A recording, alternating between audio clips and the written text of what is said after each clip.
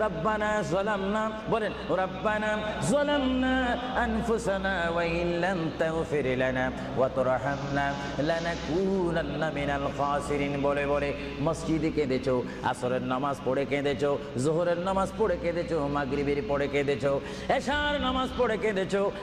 বান্দা নামাজের মুসল্লা যখন বসে যাও, আমি আল্লাহকে তোমরা বারবার বল আল্লাহ গো আমার গুনাহ মাফ করে দাও। তারপরও আমি তোমাদের এই গুনাহ মাফ করে নিই।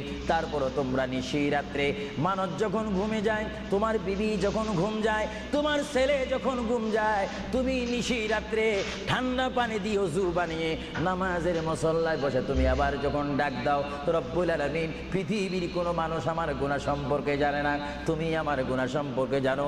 আমি এমন গুনাহ করেছি আমার বিবি জানে না, বিবি গুনাহ করেছে আমি জানি না। আল্লাহ তুমি সব কিচ্ছু জানো, হে আমার প্রভু তুমি আমাকে মাফ করে দাও।